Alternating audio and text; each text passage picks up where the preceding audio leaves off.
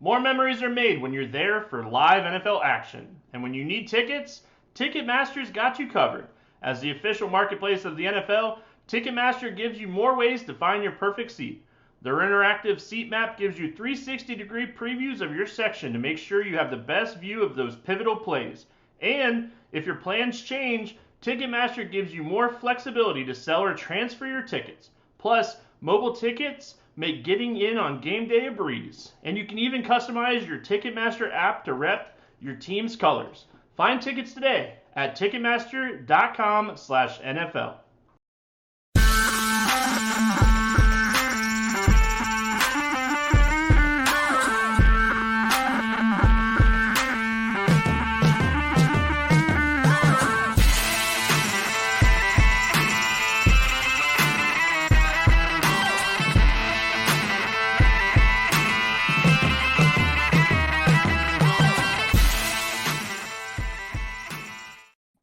RotoGrinders, welcome back. NFL Pick 6 show, week number 4. Dean Shavelson, Rich Hribar, Sharp Football Analysis, from the worksheet as well. It's John Daigle from 4 for 4.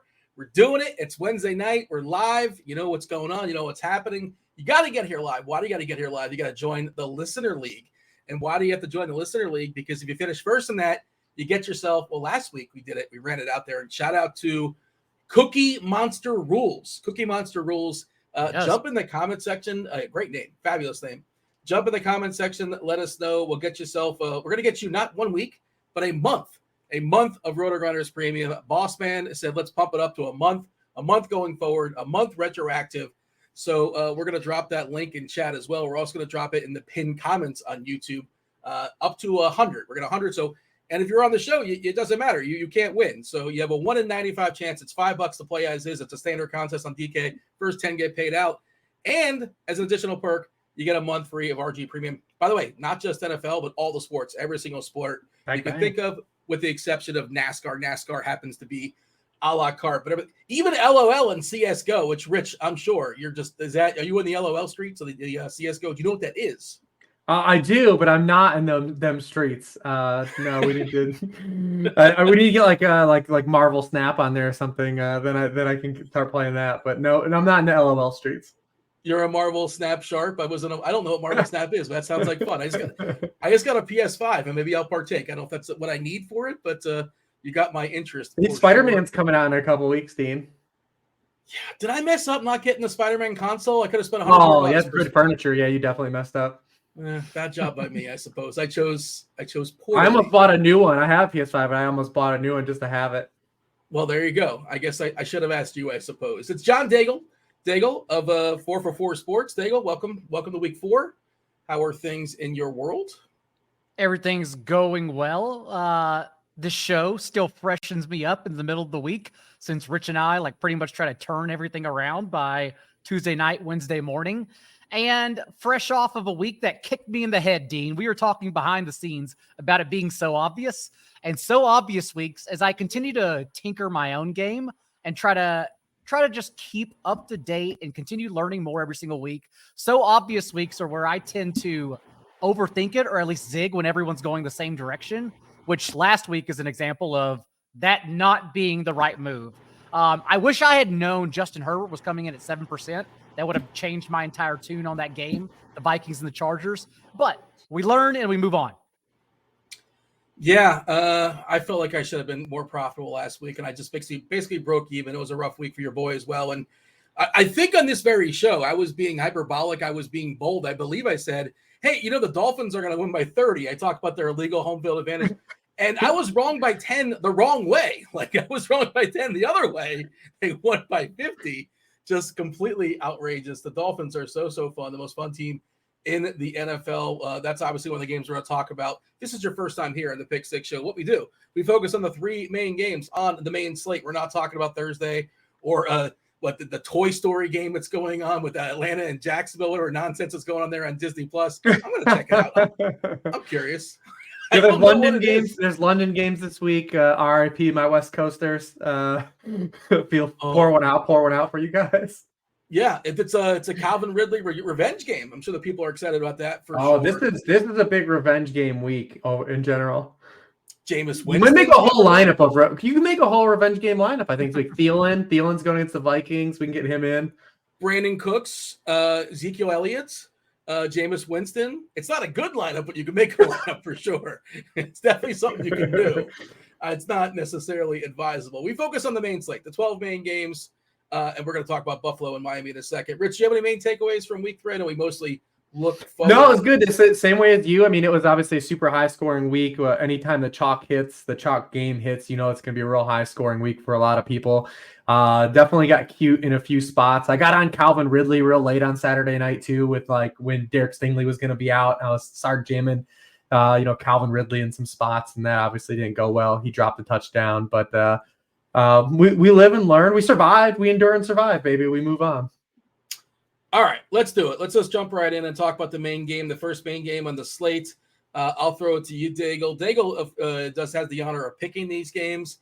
I got it when we get to game 3. I did a little double take. I'm like, this is what we're talking about in game 3, but it's interesting. I don't know if it's going to be fun to watch, but certainly interesting. The third game, there's a little tease for the people, but the very first one, this should be a blast. Miami, the undefeated Dolphins head up to Buffalo. 53.5 is the total. Miami 3-point dogs, biggest total on the board by 5 points here, Daigle. Where do we want to start? We want to just talk about how incredible this Dolphins offense happens to be. Waddle, I believe, is he out of the concussion protocol? I think he is. I assume that means we should expect him to play going forward, week 4. But well, feel free to start where you want. But I just want to hear how spectacular the Dolphins are. They are good. It was also just a wacky game because the Broncos were so bad. Cortland Sutton, his 2 fumbles even. I've never seen someone run with the ball that unprotected in such a long time. Like he was like trying to turn that ball over. Less than 30 seconds remaining in the half, and that dude turns it over inside the Broncos 20. Just let Miami score yet again with those last 27 seconds. It was wild across the board. And even then, they still won't play Marvin Mims. It's absolutely incredible. But let's start with the Dolphins because they deserve to be started with. And I think for me, I come into the slate saying I have enough questions about Buffalo's defense to still have complete confidence in Miami's offense. However, you want to stack them. Wherever you're trying to soak up their touchdowns, between which positions, and even if you're trying to stack them with Tua. Buffalo has now created the 4th highest pressure rate and are tied with the Cowboys for the league lead in sack rate. But the 3 quarterbacks they've faced so far, Zach Wilson, Jimmy Garoppolo, and Sam Howell, all rank 1st, 11th, and 13th, above average rates and holding onto the ball before release this year. Whereas Tua is not only leading the league with the quickest time from snap to throw, he's one of only 6 quarterbacks averaging 9 air yards per target. So he's getting rid of it quickly, and it's going downfield because of Mike McDaniel's scheme.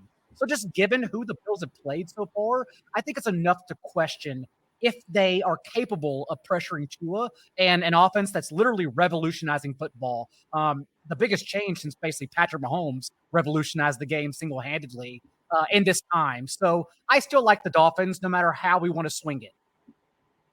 The Dolphins killing it with speed. Mostert, Devin Achane. It's Achane now. You score 4 touchdowns. You drop the Al Bundy game. You get Adam Schefter to go out there and tell the people, it's just so you know, going forward, it's Achane. Double Al Bundy game for this Miami backfield, which is outrageous, like unheard of. 4 touchdowns. Miami's names and rosters in general, we got to do something about this because Javon lost his apostrophe somewhere along the way from Texas A&M to Miami. Robbie Anderson has like 7 different names, and no one can tell you what it is now. They were calling him Robbie Chosen. Last I checked, I thought it was legally Chosen Anderson, but I could be wrong. I do not know where to go with any of these guys now. Yeah, wasn't Robbie Chosen the guy that said we should have got to 100? Wasn't he the one talking about that? He should just be chosen, just chosen. Period. Like Prince, like just be chosen. Yeah, sure. Why not? 100 was how many yards of separation he had over Patrick Surtain. Good grief, he just ran right by him. Somebody was trying to tell me that Surtain being on Hill has a terrible matchup. I couldn't believe somebody was telling me that on Twitter. Like, how could you play Hill? It's like, well, he's going to get 90% of the targets for starters. Like, okay. What is this, 2010? We're talking about the quarterback wide receiver matchup still? I abandoned that conversation pretty quickly. I'm like, all right, man, if you keep telling yourself this was a bad matchup for Hill and you did it the right way. The pick 6 will consistently fight against wide receiver quarterback matchups, running back snap rates, since touches matter more, and red zone. Well, 2 out of 3 of us will fight against red zone. One of us still likes it. It's a democracy, so I guess I'm outvoted on red zone, I suppose. But I can't believe you guys know you're in the. Well, listen, America's wrong about a lot of things. We only have it's already an hour and a half podcast, Rich. We do not have time to delve into that world. So Buffalo defense was spectacular last week. They're supposed to be pretty good. Washington, man, a lot of sacks taken there, but this Miami offense is also just incredible.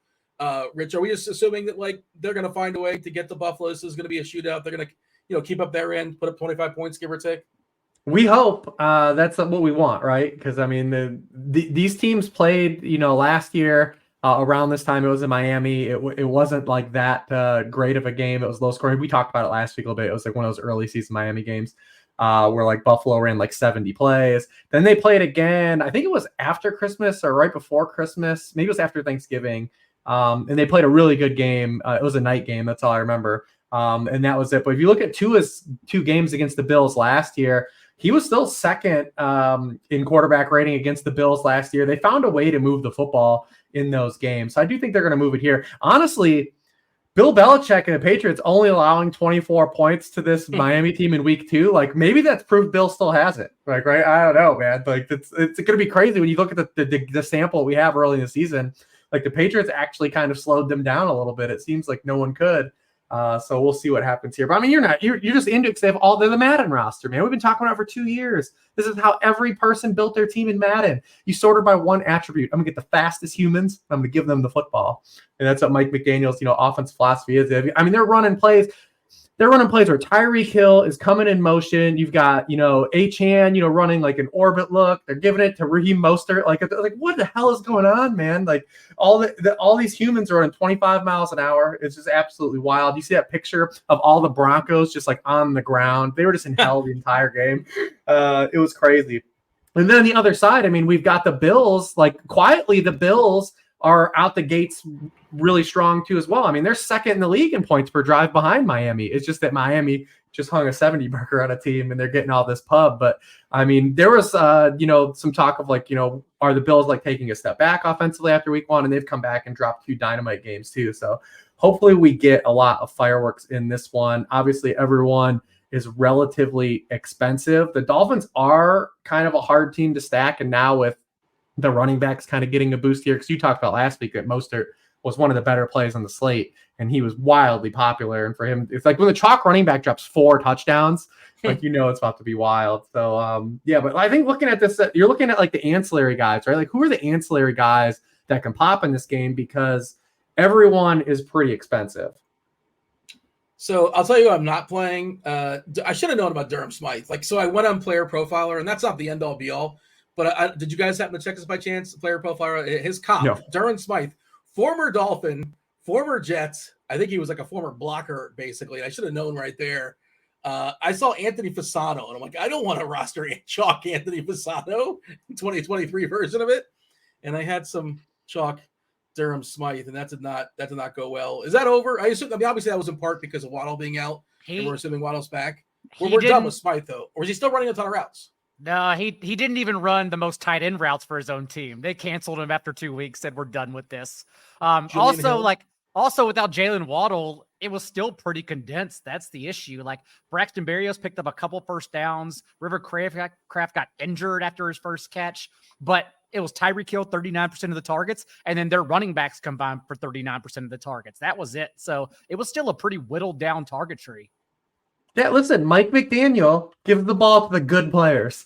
Yes. Like it's tried and true. Are you good? Yes. Are you fast? Yes. You're getting the ball. There you go. Yeah. Exactly. They were never going to start pumping River Craycraft with targets. Like that wasn't going to happen. Oh, man, I fell for that one too. And he got hurt, so you never really know, but I was probably dropping dead anyway with Craycraft. So what's interesting is I don't think these guys are going to get owned as far as the running backs. Just because they're going to sort of eat off. Mostert is, right? Like there's no way. I don't know about that. As of right now, and again, this is Wednesday night, grain of salt, yada, yada, yada, like 3-4% we're looking at. Achane is what, a 1 percentage point. There's a lot of running backs that are like 1K cheaper. I'm looking at DK for what it's worth. Do you think Mostert? I just think this game will inherently get there. Like, right, if you're looking at like this early in the week, like ownership, I just think that this game in general will boost a lot of the players like ownership because people are going to play the shit out of this game.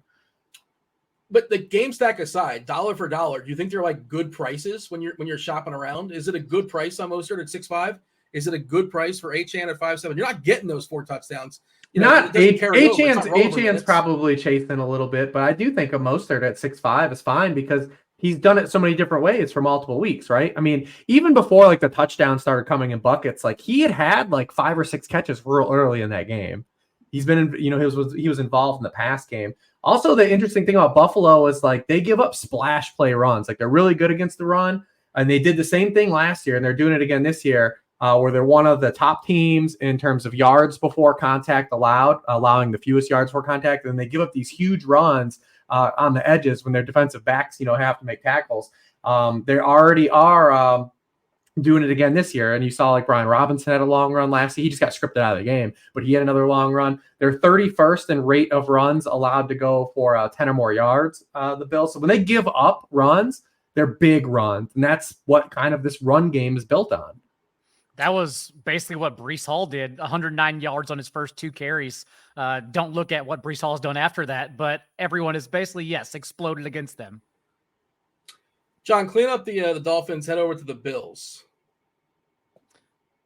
That's pretty much it. Well, we've wrapped up already. You can kind of pick your poison here since we know where the ball's going to go. I did think it was interesting that it was a timeshare in the first half before it was a blowout, even though it kind of all was a blowout against the Broncos. But yeah, Achane actually outcarried Mostert 10-7 in the first half.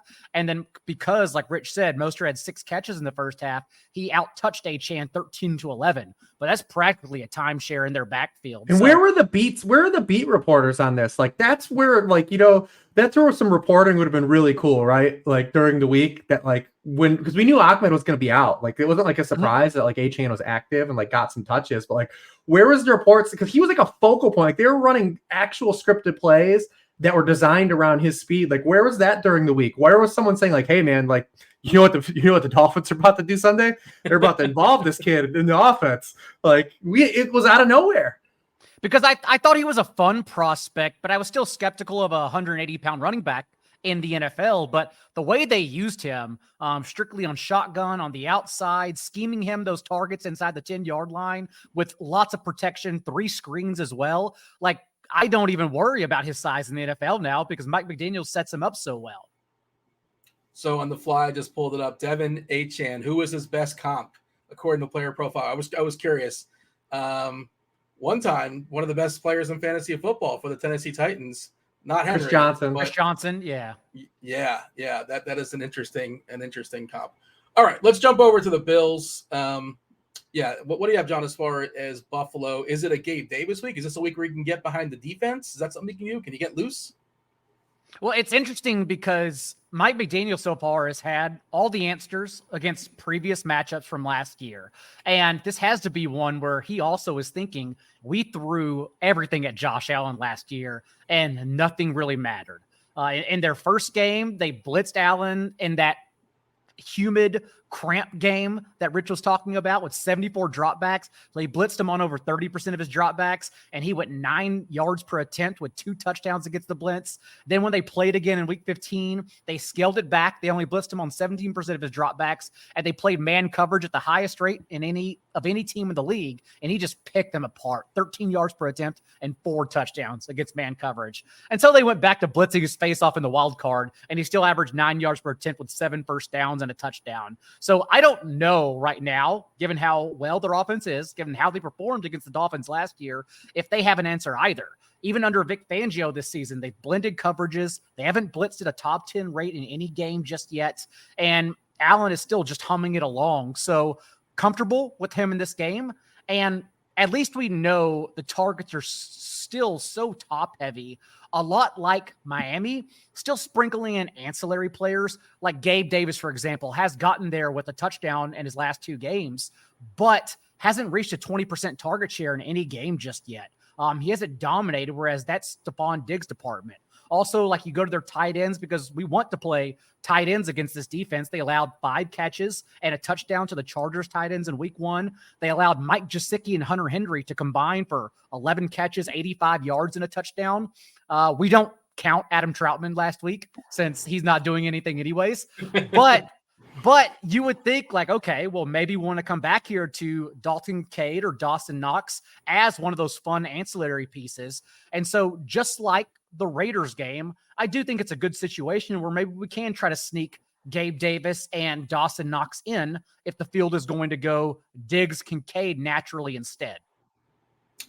I don't have the route participation stuff up in front of me, but I do have Kincaid as far as just like snap count, John. 80% week 1, 60% week 2, 51% week 3. He's going the wrong way. The way they use him is terrible. Yes.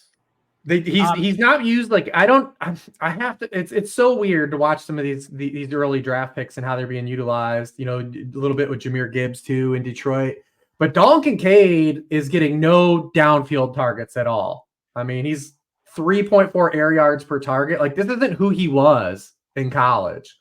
It's really weird because like they brought him in and they're going to run a lot more 12 personnel. He's supposed to be, kind of like a seam stretcher, almost like an extension of like the 1.5, right? It's not supposed to be 12 personnel. It's supposed to be 11 and a half personnel. All his targets are like these little bunnies in these pop passes. And it's really weird to see the way he's been utilized so far through 3 games. Rich, what do you have as far as Buffalo? And of course, I'm going to ask you, you only have one stack to make on the slates. You're going to start with this game, right? Are you starting with Allen or are you starting with Tua? In the world of the salary cap team, like you always say, I guess Tua. I think Allen is objectively the better play. He's just so expensive always. He's been so good against Miami in his career. He's like literally their thorn. He's 9-2 in 11 starts against the Dolphins. And like Daigle brought up all the stuff from last year. The last time Vic Fangio faced Josh Allen with the Broncos, Josh Allen put up 40 fantasy points against him, 360 yards and 4 touchdowns. So, I mean, Vic Fangio's probably thinking about that game still too. Allen, I think is like, because you get the rushing too. He's still like the goal line back. You're still getting all that rushing equity. I mean, he's just more expensive, but I mean, I think probably Waddle's the guy that I think is the most interesting, right? Because, people will get the Diggs through Allen and people will get through Tyreek just anyways, because he's literally on like one of the most dominant runs at wide receiver, we've seen. He's now run 458 routes with 2 on the field since he's been to the Dolphins. He's averaging 3.74 yards per route run, 44% of team air yards, 35% target share per route run. Just for some context, 2021 Cooper Kupp only averaged 3.12 yards per out run, 30% target rate per out run, 31.8% of the team air yards. Like if Tua would have never got hurt last year, like, I mean, man, and it's a big what if, but like he would have had just an insane season. And he's on this run now where the touchdown regressions come already to start the year, because the one thing that didn't happen last year was he had trouble finding the end zone way below his career rate. And he's already got 4 touchdowns in 3 games. So I think people will get to him, but Waddle has he doesn't have the target volume that Tariq has playing the Tua, but his splits are just like as good. Like, and he's getting so many explosive plays. I mean, even this year, the volume is in there. He's averaging almost 21 yards per catch. So there is upside here too. And if he's going to go maybe a little overlooked, not everyone's going to go really overlooked in this game, but if he comes out to be kind of like the guy that gets kind of skipped over, definitely want to get some him this weekend. Yeah, the only way this game gets overlooked is just the salary reasons. People are obviously going to want it. Rich, you mentioned Vic Fangio. This is my question. Like, how stubborn of a defensive coordinator is he? Like, is he willing to change his ways, or is it his way is his way and that's that? This is our scheme. Come beat it. And Allen's beaten it. He knows he gave up 40 fantasy points. Like, he probably doesn't know that. He probably doesn't know he gave up 40 fantasy points. He knows a lot of stats though, so they probably equal fantasy points. My point is, like, is he going to try to change, or it's just his strategy is his strategy, and that's basically it? We're going to run what is it, cover 2? He runs. Hey, he's like a cover 4 guy. Cover 6. He runs a lot of quarters. So that's typically his MO. He's never been a guy that's blitzed a lot. In the Bills, even before, Sean McDermott, Leslie Frazier, they were not a big blitzing team either. But yeah, I mean, I think that they're going to do what they do, pretty much. It's not going to work. It seems very reminiscent of the Chargers-Vikings game last week, where you can kind of pick your poison. You probably got to get a little weird. Dink won the big contest on DK last week with Justin Herbert double stack and Alexander Madison running it back. A couple other, low percentage plays mixed in, but it just seems like kind of that where we need to figure out running it back with a running back or just figuring it out that way. Your favorite piece in this game, John? And I guess I'll ask the same question. Do you agree? Ideally, obviously, the salary, it's probably Allen, but we're not really sure how much the salary is going to be squeezed. Certainly, it's tricky to figure out on a Wednesday night as far as what value is going to be out there. But do you have a clear and obvious side, or, both look pretty good to start? I think my two pieces to start with are Josh Allen and Raheem Mostert, and then I try to piece it together from there. Gotcha. All right. Let's move on to game two. Game two, I believe this is the second highest total on the board. It is 48.5 total right now. We got Vegas at the Chargers. Chargers, what, a 5.5-point favorite. Eckler practiced partially, a partial practice on a Wednesday night. We're definitely going to keep our eyes on that. I guess we're kind of sort of somewhat hoping he plays just so we don't look at Josh Kelly anymore. If he doesn't play, Keenan Allen might break the all-time reception record by week 3 or 4 or wherever we're at. He's on pace. He's going to do it, boys, if he stays healthy. Obviously, Big Mike Williams is donezo for the year. That's a big bummer. By the way, is that live? I think 149. I was looking at this the other day. 149 is the all-time receptions lead in a season. That was Thomas for New Orleans. Just health, right? If Keenan Allen stays healthy and plays 16, 17 games. Yeah, because this defense is garbage. Like, yes. I guess it's one of the reasons it's a bonanza every week. The Chargers are this is like why everyone wanted to circle that game was the two carnival teams, right? Like it was going to get there, and the Raiders defense is just as bad, so we could have it again. We just need Garoppolo to play. I feel weird saying we need Garoppolo to play. Yeah. Who is their backup again? Why am I blanking? Brian Hoyer. Oh, the former Patriot. And everyone wants them to start Aiden O'Connell because he was like the preseason hero, but he hasn't been active yet so far this season. It's been Hoyer's been the QB2, but man, the last 2 starts Brian Hoyer made, he got benched, which tells you exactly what you need to know. For who? Yeah, for Stidham was one, right? Yeah, yeah, that was a COVID game. Yeah, I remember that against the Chiefs. Oh man, it's funny because I think we'll talk about it later on in the show, but we kind of sort of want Bryce Young to sit, I think, right, this week, which is a weird thing to say, but it looks like he's going to play. We want Andy Dalton and Jimmy Garoppolo to play on this slate. we actually do, yes. And the year again is 2023. All right, yeah. So John, feel free to start wherever you want to start when it comes to the Chargers and the Raiders, and if you want to do speculation on Eckler, by all means, go for it. But it's Wednesday night. We don't really know. Again, we do need Garoppolo here. We'll see, because concussion protocol, the way it's kind of gone since last year is that you're basically guaranteed to miss the next game. But if we get some pushback, if we get Garoppolo or Aiden O'Connell for whatever reason, Rich already mentioned it. The Chargers defense has been absolutely atrocious. They're one of only 2 defenses allowing over 130 receiving yards per game from the slot, and one of only 2 defenses allowing 120 receiving yards per game from the boundary. They're just getting beat wherever the hell you want to beat them from. Not only that, but we like in our shootouts to have honed in target trees, and doesn't get more honed in than Jacoby Myers and Devontae Adams, because in the 2 games they've played together, they've literally soaked up 73% of the Raiders targets. It just doesn't go anywhere else but those 2. And then you can sprinkle in Josh Jacobs for around 11%. And that's about it. So whether it's Adams or Myers in this game, both seem like intriguing options. I guess we're probably asking, are they just as intriguing from Brian Hoyer? I don't know. Let's see how salary works out. I mean, Devontae Adams, remember, he had a 30 burger against the 49ers with Stidham last year. I don't think we're writing him off. He's already bummed, by the way. He's tired of losing. He's got no patience, and understandably so. It's got to be frustrating being in this team that's pretty terrible. And I don't know if he's trying to motivate a trade of any sort, or he's just kind of venting after another rough game. Did you guys catch that comment? I don't know if you saw that, Rich, or not. But I mean, what's he going to do? He's going to keep playing, I suppose, and we'll see. I assume he's going to stick on this team for at least for this week. That's all that matters. It's DFS. We care about this week and this week only. But is Michael Mayer just not a thing, or it's just like he's a rookie tight end and it takes time to develop? Because I was told he was a part of this great, incredible rookie class, which some guys have excelled so far. It's early, it's small samples, but as of right now, Mayer is just is it Mayer or Meyer? Not sure. I guess Meyer's not playing, right? He's not playing, is what it is. Yeah. Oh, he's just not even on the field. No, yeah, I mean he's not playing a lot. He's basically splitting with Austin Hooper, not getting on the field is the whole thing. Like we've got some of these guys like we talked about. Kincaid's like been largely on the field. Musgrave is just in like the Kyle Pitts role where like he can't get like a non-target pass from Jordan Love. Laporta. And when Laporta is just going ham, but Mayer's like not on the field. Like he's just not playing right now. He's just not getting enough snaps.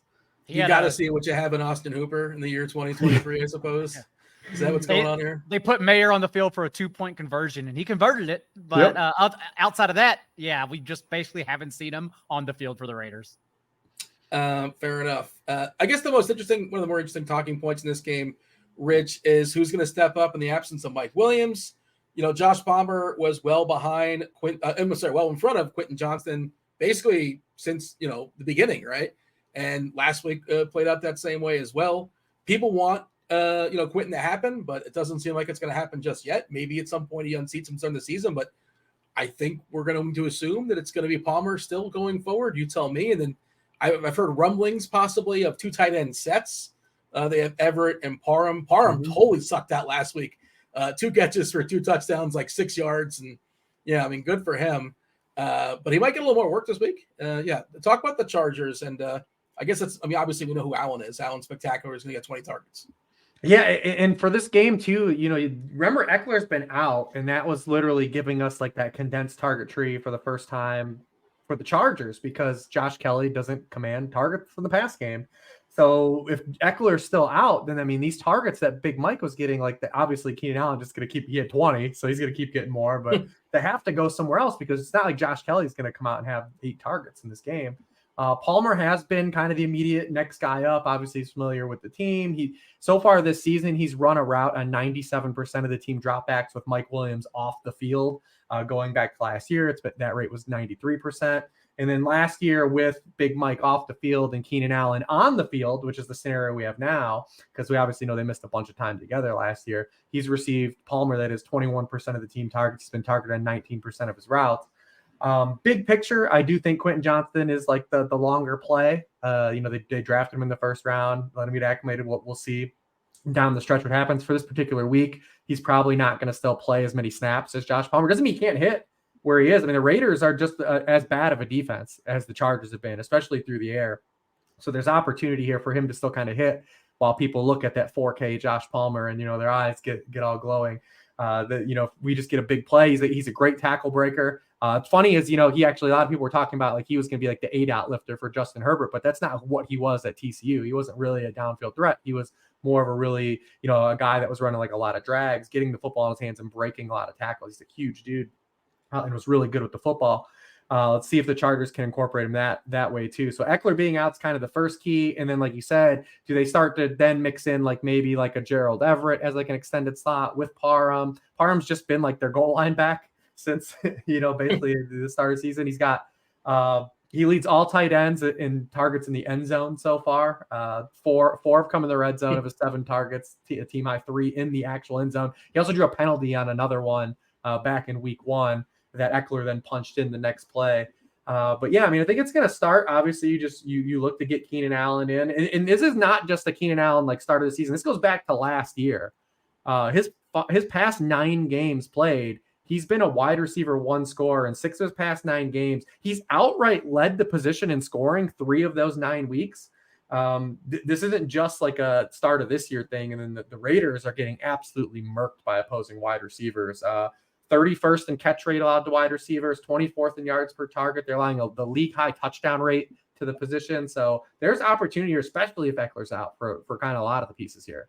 Keenan Allen is actually averaging more fantasy points per game than Tyreek Hill. Like, think about that for a second. That's how good he's been. He threw a touchdown. Yeah, the touchdown pass last week too with him. Mm-hmm.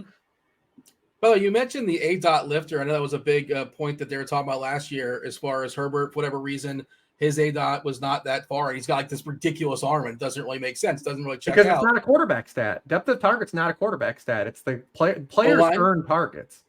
And when your top two targets are a running back and a slot wide receiver, your ADOT's not going to be high. In week 1, his ADOT wasn't good because Austin Eckler played. And Keenan, and Eckler's been out the last 2 weeks. It's gone up because other guys get the football. When you don't have to throw your running back, 15% of the targets, guess what your ADOT looks like? It starts to climb. That was a lot like going back to the offseason, people saying they wanted to draft Gerald Everett, when the argument is like, one, we know Keenan Allen and Mike Williams weren't healthy last year, but two, how does Gerald Everett earn targets whenever Keenan Allen, Mike Williams, Austin Eckler are healthy, and Quentin Johnston? It's just kind of arguing yourself into a circle. How much of a hit does Allen take if Eckler plays? All of a sudden, Eckler is going to get 6, 7, 8, 9 targets, whatever it is, and Kelly would get 2 or 3 or something. I mean, listen, Allen's going to have a robust target share. Mm-hmm. Obviously, you can say like he goes from low 30s to like high 20s, but it's the other guys, right? It is the Everetts, it's the Palmers, the Quentin Johnstons that then get squeezed. John, you have a favorite dart amongst, all things considered, Everett, Parham, Palmer, Johnston, and I guess probably better to answer assuming Eckler is not playing because there's a little more upside there. And the Chargers bye week is next week. He mentioned that that's not on his mind, but the fact he mentioned it probably tells us it's on his mind. So I'm assuming he's out. And if so, it's ugly. I understand that. But I think it's kind of like a play like Jerome Ford last week in a bad matchup. You just take a chance on touches. I don't mind going back to Josh Kelly. Not saying I'll be overweight on him, even though everyone is going to give that reaction and already be disgusted. But at least we could say, okay, well, this dude just had 86% of their backfield touches. I understand it was only 12 touches. I get it. But the Raiders also, just like the Chargers, as much as they're getting beat through the air, maybe you don't have to run against them. Maybe they continue not running at all since they're having so much success, the Chargers through the air as well. But the Raiders are still allowing the 9th highest explosive run play rate, runs of 10 plus yards. So I don't know. For tournaments at his price, I don't mind going back to Kelly. Rich, I think of that quote, fool me once, shame on you, fool me twice. Ain't never going to fool me again, or I can't remember how it was butchered, but man, this is like the 3rd time now for Kelly. I know one game was Tennessee and whatever. Tennessee's a brick wall, whatever. But there's a lot of 6 point home favorite. You just play the blind spot. I mean, that's the only argument I can make for Josh Kelly is literally it'd be a blind spot play because anytime you have the 2nd highest game total on the slate and you've got a home favorite of almost the 6 points is right now. You would just blind play that spot. We were in the same bucket with Rachaad White kind of in week 2, right? Like no one thinks Rachaad White's good, but he was, a 5.5 point home favorite against the Bears. And you just say like, whatever, I'm going to play the spot. Just don't look that Josh Kelly has turned his last 25 touches into 56 yards. Yeah. I'm not going to make any that part. I'm not going to make any pro Josh Kelly, the player argument. I'm just Rich, saying from a theoretical game theory stance, that would be a spot that like just objectively would be conducive for running back production. But what if he also comes with ownership is kind of my question, and who knows where it's going to settle. But that's kind of my issue. Like if everybody says no, that stinks, I'm going to run away. Right. Then okay, maybe. But if people are that's what I'm assuming. On this slate in particular, I don't know though, because he's the same price as Jerome Ford. He's the same price as Javonte Williams, who is already tracking to be really popular this week. He's the same price as Najee Harris, who's in a good spot as well. And everyone hates, but people might get there to him on him this week as well. There's a lot of company he keeps at his price. It's not like he's the only guy like standing out in his price zone. Miles Sanders at 5'8", I think is going to get some ownership too, because it's Minnesota. You mentioned the Carnival of Minnesota. And people don't like Miles Sanders, but I think they'd like to pick on Minnesota more. They don't like Miles Sanders, I think. But all right. And who was your favorite, Rich, your favorite dart amongst the options there outside of Keenan Allen? Can feel free to bring the tight ends in as well. Everett, Parham. Like Parham's 2.8. Like, what do you really need out of your tight end at 2.8? I'm not saying to chase the 2 touchdowns, obviously, but if he gets 3 catches, for 15 yards and a touchdown, I think you're okay with that. Amongst Palmer, Johnston, Everett, Parham, your favorite amongst that group, Rich? Yeah, I mean, I'm just gonna play Keenan Allen, and then I guess if we get cute, maybe go Johnston if everyone's gonna flock to the 4K Josh Palmer. But I mean, obviously, objectively, Josh Palmer is going to run a lot more routes than Johnston will. All right, game 3. Shout out to Notam in the chat. Notam in the chat says, because I teased it before, I'm like, game 3, I can't believe this is the game we're going to be talking about. He says it's going to be the Bears. It is the Bears. Denver at the Bears, 46 total. How bad do you have to be, honestly? You're facing a team that just got walloped. It just got a 70 dropped on them. You're at home, and you're still 3.5-point dogs. It opened at 2.5, and the bettors said, please let me bet on the team that just got absolutely walloped by 70 points.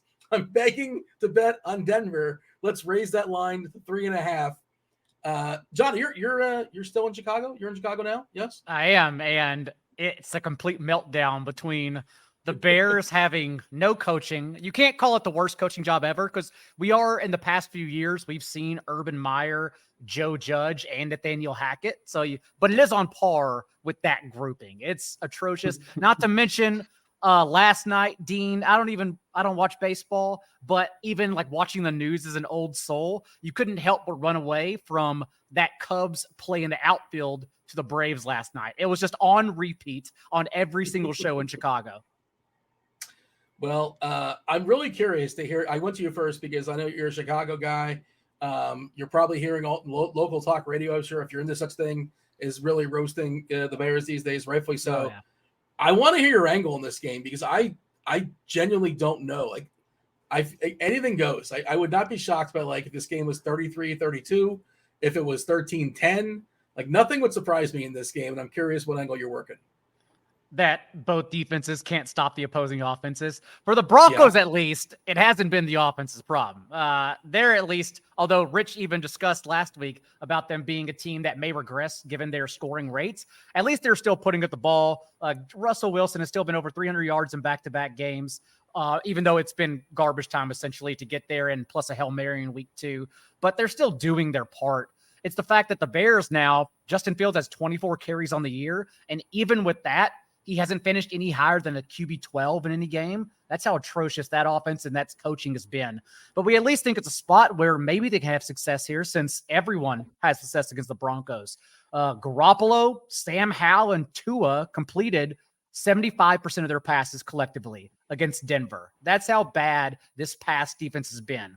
Not that you're even trying to stack Justin Fields, even though we are fresh off 11 carries for him.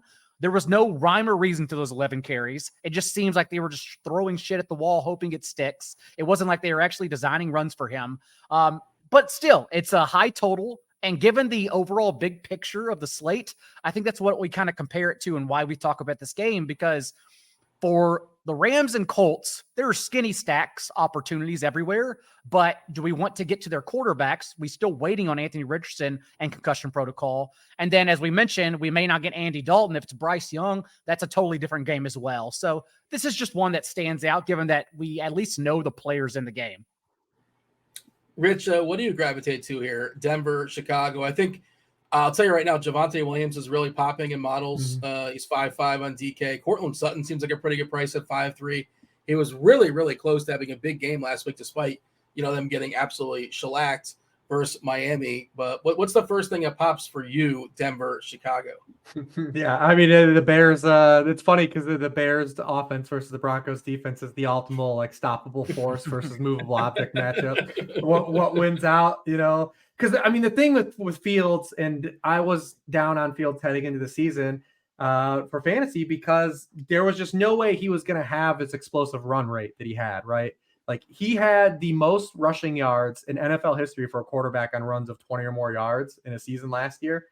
He had more yards on 20 plus yard runs than Josh Allen and Jalen Hurts put together last year. And, like, that just wasn't sustainable because as a passer, he's doing the same shit he did last year. You're just not getting all those long touchdown runs. So he hasn't made that jump. And that's why the fantasy scores haven't followed, though, because you're not getting all those long touchdown runs from him. But so, like, it's really hard to have faith and go back to him, right? Like, you could definitely make the argument for Denver. Maybe ends up popping. But I'm more interested in the Russell Wilson side of this for sure, where he's priced. So Wilson had his worst outing last week. But here's the thing. It would have been his fifth highest score last year. So like there is a lot better floor than we're getting, from Russell Wilson this year. He's just got to put a whole game together. It's been like literally a tale of two halves for him the entire season. In the first half of games this year, he leads the NFL in passer rating. He's completed 77% of his first half passes, 5 touchdowns, 0 interceptions. It happened again on Sunday in the first half, 16 of 24, 193 yards and a touchdown. And then in the second half, 7 of 14. It was an interception. But in the second half, he's 32nd in now 3 games. It's consistent all 3 weeks. He had the Hail Mary kind of bail him out in week 2. But 55% completion rate, 6 yards per pass attempt, the 1 touchdown pass, that was the Hail Mary. So he just needs to put a whole game together. But when you look at the Bears, this is not just, again, another small sample. This goes all the way back into Matt Eberflus's tenure. The Bears have now lost 13 games in a row. Over those 13 games, they have allowed 25 or more points in every single one of those games. It is tied for the longest streak in NFL history, which happens to be owned by the 1963-1964 Denver Broncos. So the Broncos have a chance to get themselves out of the record books here with 25 or more points against this Bears team. Jordan Love, Baker Mayfield had over 9 yards per pass attempt against this Bears team. Obviously, they faced Patrick Mahomes last week. So, like, it's funny, though, is Patrick Mahomes had actually the fewest yards per pass attempt against the Bears out of those 3 guys. They have 1 sack through 3 games. Like, Russell Wilson, I think, is the move, especially if everyone's going to go to Javonte Williams, too, right? Like, you're getting instant kind of leverage, too, as well. So, man, can't believe we're going to do a Broncos country like live.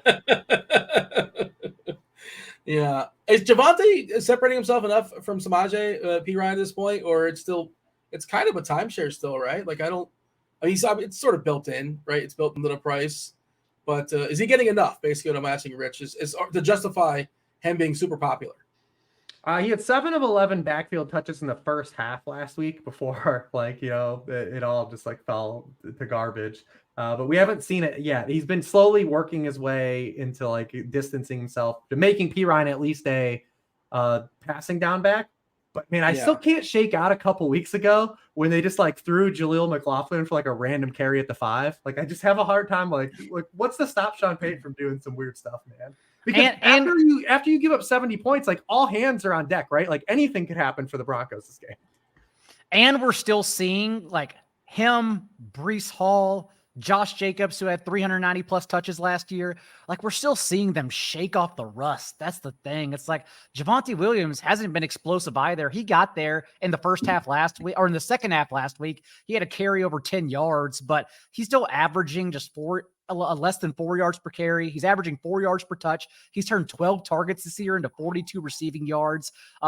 Although he's getting the touches when they're competitive, and they haven't been competitive much. The thing is, he's just not been explosive either. And so you have to go back to the Achilles tear last year.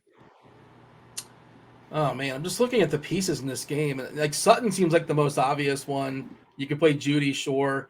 But even Sutton, because Sutton had the Rorschach game last week. He actually had season highs last week, 11 targets, 8 catches, 91 yards. But then he has 2 of the worst plays that directly lead to Miami touchdowns. And you have this other guy in Marvin Mims who clearly needs to get more snaps. The Broncos are 0-3, right? When do these, who's getting traded on this team, right? So it's Sutton even safe? Is moving forward? Does he lose playing time after what happened Sunday? It's tough when you give up 70 points and nobody's safe, right? Nobody's safe. They're going to bench Sutton. I understand what you're saying. He was terrible. You think they're just going to bench him? And no, but I'm just saying. Traquan Smith to fix all this, right? I'm not saying they're going to bench him. I'm saying clearly Marvin Mims has to get more snaps, right? He leads the team in receiving yards, and he's run 27 routes. Yeah, he's run 20. He leads the team in receiving yardage. And he's got a 100-yard kickoff return. He has to play. He needs to get more snaps. That's why in this spot, I genuinely don't mind just speculative rostering him with Russell Wilson and seeing then what kind of offensive stacks I can build with Bills and Dolphins combined into it. It wasn't just Cortland Sutton either. The Broncos scored 2 touchdowns, but Brandon Johnson's holding or pick plays negated those touchdowns too. So these things have to be in the back of Sean Payton's mind. Maybe they aren't, but am I willing to find out for 3,900 Marvin Mims? Maybe so. Marvin Mims will play the blank most route, or will run the blank most routes. Like what percent? What number is he gonna? Where is he gonna finish the podium? If he even finishes on the podium, gold, silver, bronze, or how? Well, where is he at as far as routes run for Denver this week? Where are we at? I mean, we're assuming rational coaching, right? But where are we putting them? We haven't reached 30% yet, so let's get them a little bit over that. I will say this: we're recording this on a Wednesday. Obviously, it's early, but Jerry Jeudy did not practice today, so keep tabs on that. Okay, which means a little Jordan Humphrey, unleash him. That's right. Brandon Johnson. It really is wild. And like you said, I'm just saying, if they're 0-3. This regime has no ties to Jeudy or Sutton, right? Like something could happen. I know the NFL never does fun stuff, and like guys don't get moved in season, but maybe if there was ever a time, it makes sense for a couple of these guys of the Broncos to get traded. It's like last week against the Dolphins. I know Russ didn't get us there last week because Tua and Herbert ended all lives, but yes, Russ just needs to be talked about anytime he's under 6K because they're just not moving his salary on either sides. You know, Russ always has like that, I don't want to say phony, but like that positive attitude, right? You know, It's just phony. very Russ. Whatever it is, right? What does he say to the team at the end of this game? Like, what I want to know, was he doing stuff in the on the plane ride home? Like this one actually wasn't on him, man. Like no. Is this? There's several 0-3 games, right? We have Chicago's 0-3, Denver's 0-3, but I think what's the other 0-3 game I was looking at? Was it Carolina? Is Carolina versus Minnesota, right? Vikings and Carolina, yeah. Vikings, Panthers, which we probably would have talked about if we knew Bryce Young wasn't playing. Absolutely would have. All right. We'll still talk about some pieces still, but yeah, we run it back if this is your first time. Where have you guys been? If it's your first time listening to the podcast, we run it back. Give our favorite plays position by position in just a second after we knock out the top 3 games. We're also going to talk about our movie bets. If you guys are not aware, if you somehow missed it, producer Steve had assigned us to we watched Space Jam. I watched Space Jam for the very first time in my life, and I probably was the only one on this podcast that had never seen it before. We have thoughts. We'll discuss it later on in the show. I'm also going to delegate out a movie to you guys this week. And I'm going to go ahead and drop that link in chat. I promised it before. Going to drop the Listener League in chat. We're giving now a month free of RG Premium if you finish first, or just the first amongst everybody that's participating that does not work in the show. It's 100 people, so you got like 1 in 95 shot to get yourself 1 month free of RG Premium, and it's like a regular contest, just $5 to jump in that contest on DK. Let me go ahead and drop it in chat. I assume it's going to sell out quicker this week. Okay, John, anything else? Final thought as far as Denver, Chicago? I want to throw up talking about this game. It's so bad, but in theory, there's something here. That's about it for me. I wish I had more confidence in Sutton since Jeudy returned. Maybe his target share is lacking because he's still been trying to recover from his injury, since Sutton does have a 28% target share the past 2 games. And that was the argument last week of playing him at 5,100 on DraftKings, is that he's still severely underpriced compared to Jeudy. So you just take the cheaper teammate. He's only 5,300 this week. But again, who do we have confidence in? That's what I'll try to be sifting throughout the rest of the week. I mean, none of these guys outside of Javonte Williams look like they're going to make anyone's like cash core anyways. So yeah, that seems to be the case. If we sold you on how exciting. And also Javonte Williams as a cash core guy seems pretty flimsy too. Mm-hmm. It does. So there's some guys in the mid tier that I think you can make an argument for over, and this stuff is fluid as the week progresses. But if we excited you about the prospect of watching Denver and Chicago, you don't have to watch it on your TV. You watch it in person via Ticketmaster. More memories are made when you're there live for live NFL action. And when you need tickets, Ticketmaster, they got you covered. The official marketplace of the NFL, Ticketmaster, they give you more ways to find your perfect seat. Their interactive seat map gives you 360-degree previews of your section to make sure you have the best view for those pivotal plays, for those Cortland Sutton drop passes, for those Cortland Sutton fumbles. And if your plans happen to change, if you say, wait a second, why do I want to go see Denver, Chicago? Ticketmaster, they give you more flexibility to sell or transfer your tickets. Plus, mobile tickets, they make getting in on game day a breeze. And you can even customize your Ticketmaster app to rep your favorite team colors. At the second right now, we have Bears people trying to change their colors on the Ticketmaster app for sure. Find tickets today. Find your tickets today at Ticketmaster.com/NFL. Okay, Some favorite quarterbacks we have that we've not yet discussed that are on the main slate. John, go. That was some good improv, by the way. Thank you.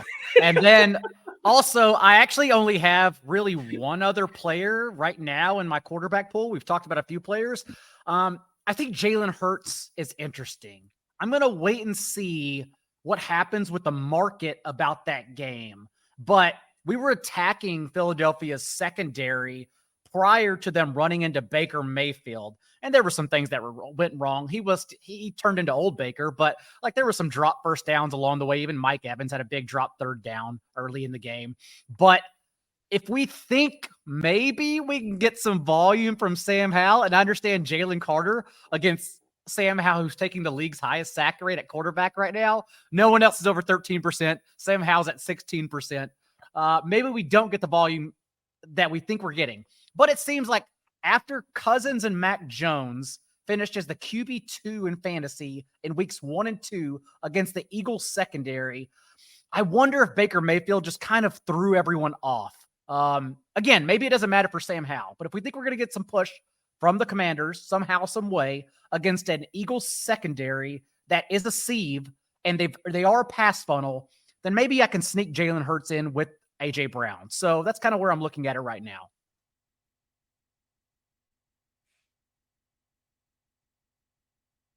Are you on mute?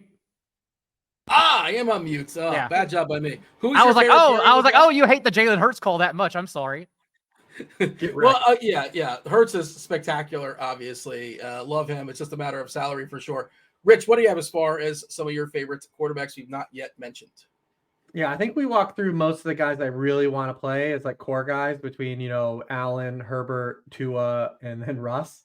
I will say I think Brock Purdy is still tremendously undervalued.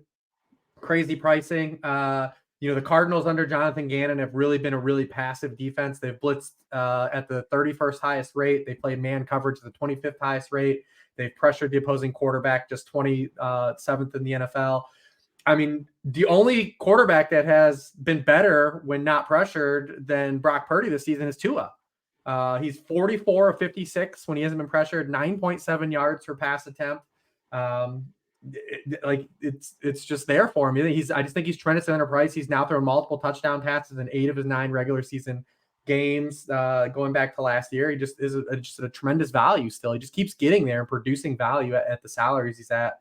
And I probably will at least make one Burrow team, at least a few Burrow teams actually. We just got listen, the Titans were the elixir for Deshaun Watson. Why the hell can't they be it for Joe Burrow? Well, he threw the ball like 50 times last night, or was it Monday night, I suppose? All out of shotgun, too. 98% in the shotgun. They didn't have him turn his back to the defense at all. They're moving. We'll talk about Chase, though. But like that, I mean, I think that he's probably going to throw it 40 plus times in this game for sure. The thing with Purdy, and obviously you know this too, but like they're 14-point favorites, and how much, it could be the same deal we saw to Mahomes last week, just kind of chilling. They score 30 points every game. Yeah.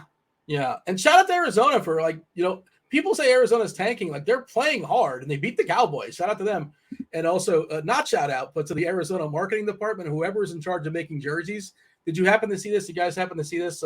They sent out the marketing team, which Josh Dobbs, the scientist, was trying to get his own jersey in the machine that you make your own jersey. Not available. Like the punter's available, the nose guard's available. There's no Josh Dobbs jersey available. And he's playing his butt off this year. He's trying his best. He just got there. What do you want from the guy? Playing great. All right. Is that it for? By the way, did we not mention? Did nobody mention Richardson? Are we not? We did in passing about it. He's still on protocol, so we're just waiting. Obviously, people will play him.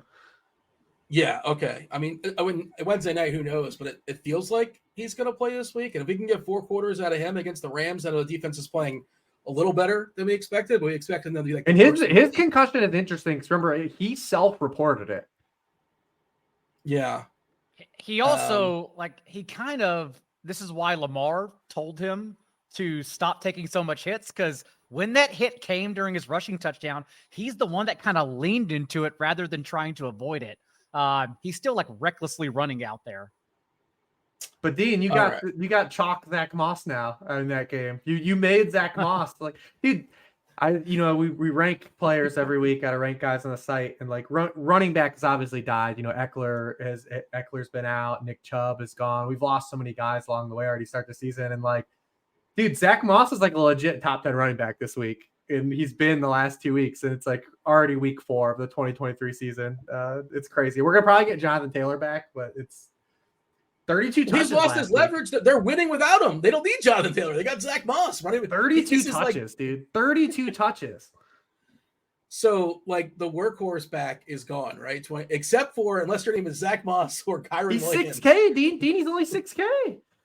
Yeah, it's against the Rams. The Rams on a short week. The Rams have been terrible against the run so far to start the year. He's going to get, he's going to get so many carries. Obviously, if Anthony Richardson's back, you have the threat of the running quarterback to steal some of those. But we have Zach Moss as a home favorite against, a team that's allowing 13 rushing points per game to opposing running backs, which is 21st in the league. You brought him up a couple weeks ago, and, every guy you flippantly bring up, because you brought up Thielen last week. These guys, they just smashed, Dean. You got the Midas touch. Yeah. Look, somebody was telling me last week on the Sunday show we do. And so he's like, well, Zach Moss is not good. It's like, I don't care that he's not good. He's professionally trained to run the football. He's going to get the ball 25 times. Like, it's all about volume here, right? Like, I don't care if he's not good compared to his contemporaries, right? Like, whatever. And 2 weeks ago when you called it, he was 4,500, I believe. Like, he was still so cheap. I tried to do that with Kendry Miller. It did not work out the same. I played some Miller too. I played some Miller and I played some 4,300. I've made dumber decisions. It's crazy because like the Kendry Miller play, like the people that got to Kendry Miller didn't get to Achane. It's like it was like the same argument though, kind of, except for you had Mostert still there ahead, but it was kind of similar.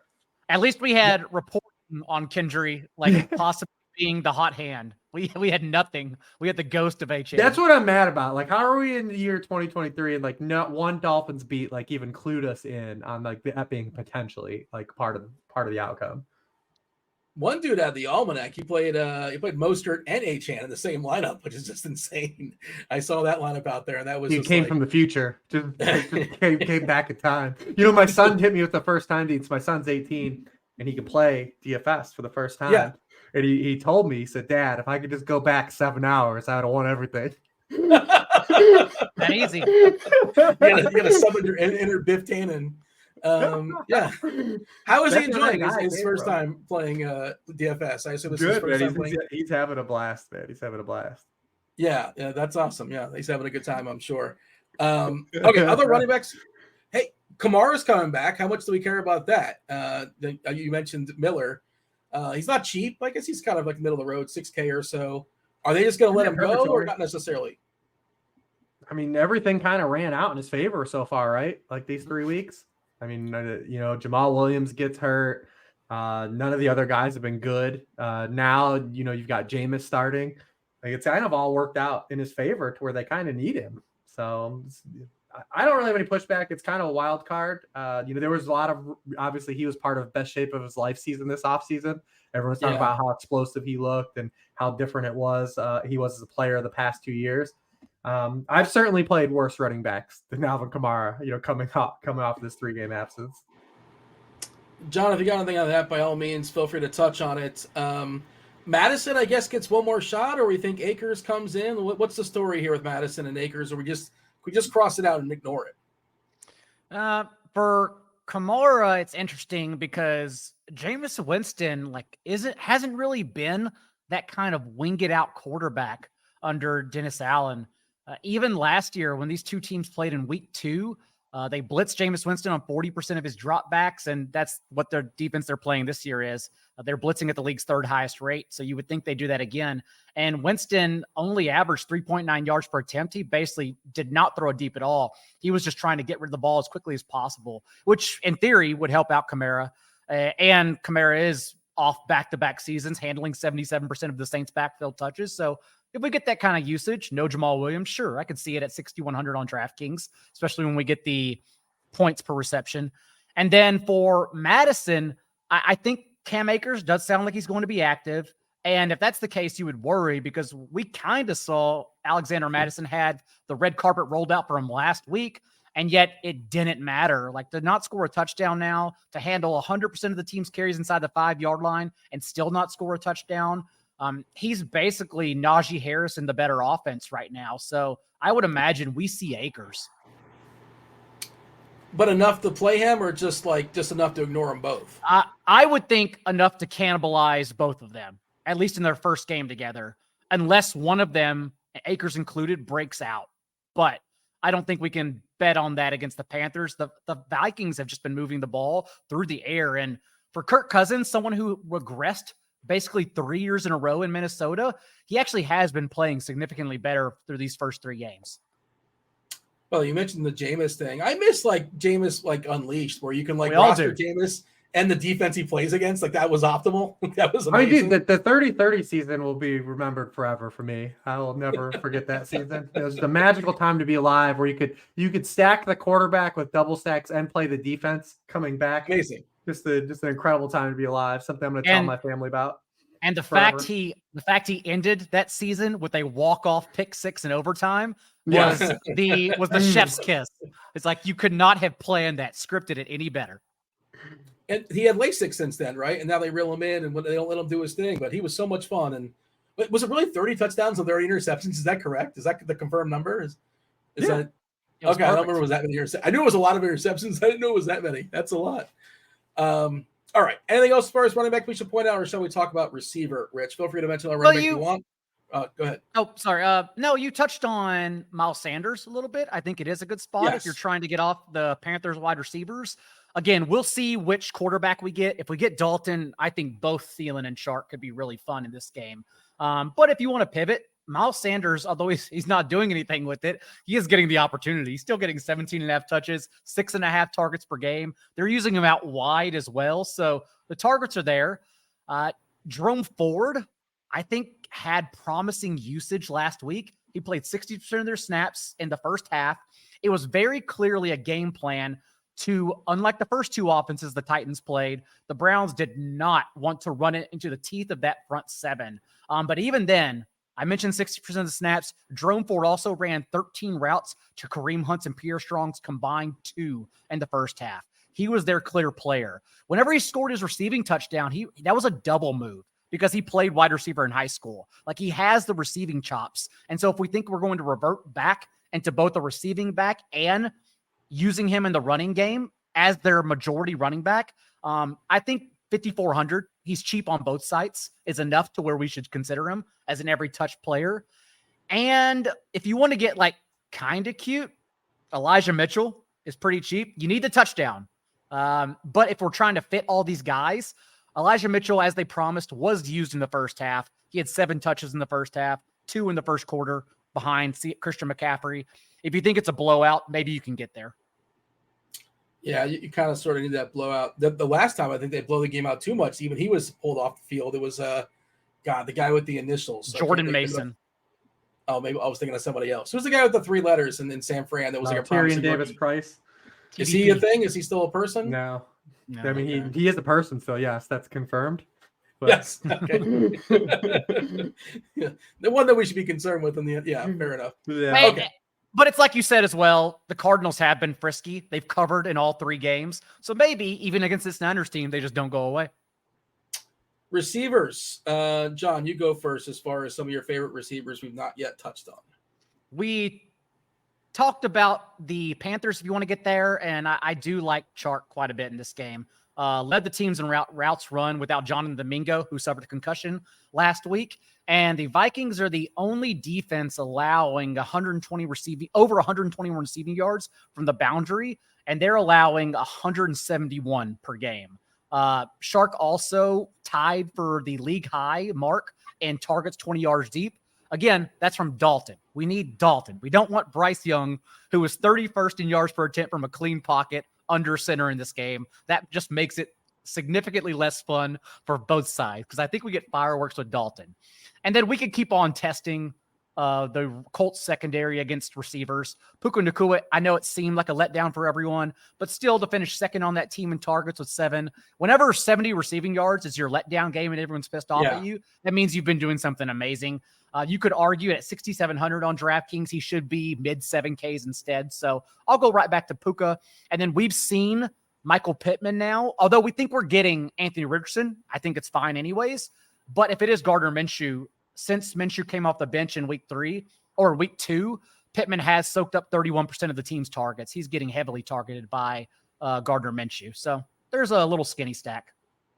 Was that in contention, by the way, as the games you're going to feature? Was that like the 4th or 5th game, the Rams versus the Colts? Were you thinking about it? It's interesting, but I wanted confirmation about Anthony Richardson. And given Stafford that he doesn't add a rushing floor and he's still like right around Russ's price, I thought that was more interesting to talk about. I think more people are going to get the Stafford too early in the week than Ross. That makes it hot.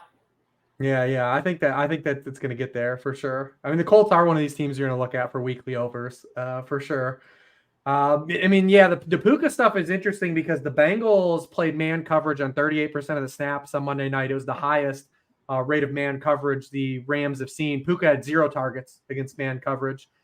He was still targeted on 33% of his routes when the Bengals went to zone. So far this season, he's been targeted on 39.6% of his routes against zone coverage, is 18.8% against man coverage.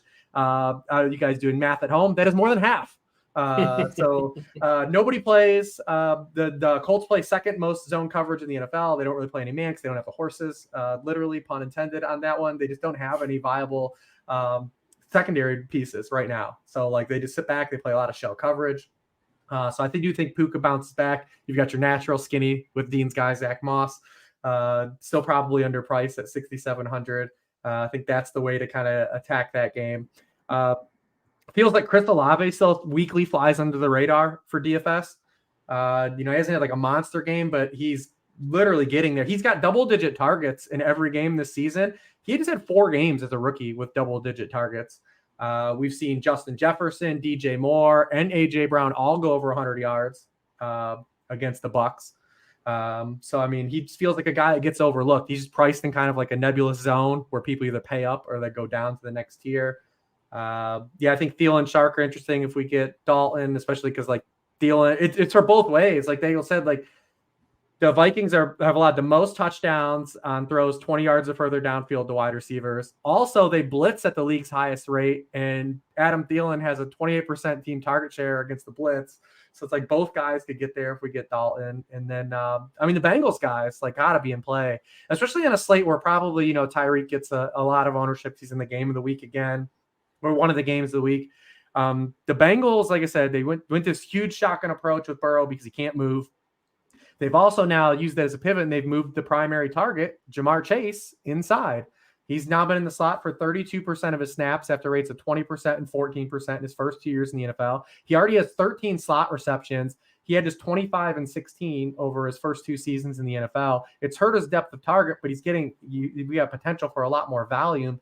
And then the Titans are just getting absolutely crushed by every wide receiver. Pick a wide receiver, play a wide receiver against the Titans.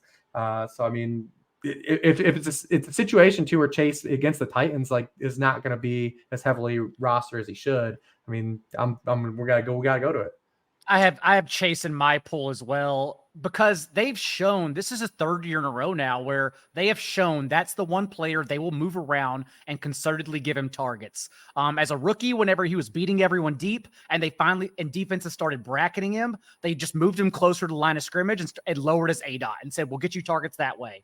Last year, whenever he came back from injury and T. Higgins was still hobbled afterwards, that's when they started pounding Jamar Chase for 13.5 targets per game. Like they will always find ways to feed him. And so now if Joe Burrow is just limping around, it doesn't matter. We saw that on Monday night. They still just drag Jamar Chase in and say, okay, get your targets this way and do what you do. So Chase certainly, should be in everyone's pool. Yeah, because they can't run the ball against anybody, and let alone the Titans. You don't have to, but ideally, you want to run it back. Is there a run back on Tennessee we feel like mildly comfortable with? A Kunkwu. Burks is really, really cheap. Is Burks not happening? What's the deal with Burks? Why is he not? Have you watched the Titans play, Dean, this year? No, I'm trying outside of playing the Chargers. They're not in the red zone very They often. aren't in the red zone, Dean. They're not in the red zone. I've seen their defense. It's not good. And Burke's target share increased for these last 2 games because DeAndre Hopkins just isn't practicing and still hobbled by his ankle injury, but no one's getting there. You can't play Hopkins on his 24% target share. Chico has been dropped in some of these $2,000 high stakes fantasy leagues I'm in, and no one's racing to pick him up because you can't play him. So what does it matter? Okay, so just you don't obviously you don't have to run it back, and it's you can. The more we all run the Sims and try to get smarter, except for me who didn't play Chargers Vikings, the more we realize that we're just stacking good offenses and you don't need the run back unless it's also a good option. For the Titans, it's not a good option. No, I mean, I do think the meta has changed a little bit in recent years where a lot of people just try to get a game right for their fantasy lineup instead of, building out what maybe necessarily be a really good solid roster. They're just literally trying to get the game right, and if the game goes nuclear, you win money. Yeah, I mean the thought process is get one thing right as opposed to getting 8 things right. What's easy? Hit one sider total as opposed to an 18 parlay. What's easier to do, right? So I get it. All right, let's talk about tight ends. Speaking of getting things right, we're going to get most of these wrong because they're all tight ends. There's no correct answers. We are in an all-time bad tight end run out, but we're only 3 weeks in, but holy shit, this position, kill this position with fire. There's no Kelsey this week, so not on the main slates. Hawkinson, Andrews, Goddard, Higbee, Freiermuth, Kittle. Are we excited? John, you want to chime in here as far as some tight ends? I mean, I don't want to. Just the fact that we already were talking about Dawson Knox is a significantly better play over Dalton Kincaid because of how they're being used. The Kincaid syndrome has kind of trickled down to everyone. Dallas Goedert's being sucked in shallow to the line of scrimmage. T.J. Hawkinson's getting there on receptions, but still has a 4.5 ADOT because he also is just seeing 80% of his targets within 9 yards of the line of scrimmage. They're not sending him out deep. And why would you whenever you have Jordan Addison and Justin Jefferson? You don't want T.J. Hawkinson running those deep routes. And that's just kind of happening with every single tight end.